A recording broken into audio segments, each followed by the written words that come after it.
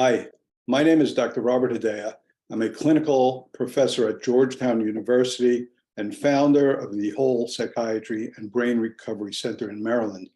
Recently, I moved with my family back to the Deal area, and with the generous support of Sephardic Bikur Kholim, I'm taking the opportunity to educate our wonderful community about the growing epidemic of dementia, which is affecting many of our lives.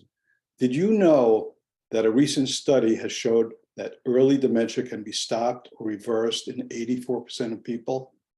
Most people don't know about this. In this talk, I will review the new cutting-edge methods of stopping and even reversing early dementia, and then I'm going to focus on an overview of proven strategies for reducing one's risk of getting dementia.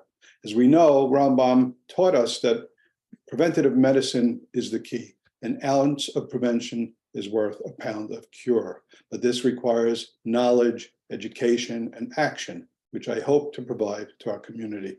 If you have concerns about dementia because of family risk or someone close to you is showing signs of dementia, please join us to learn about the most up-to-date prevention and treatment strategies based on the most current research. Thank you very much.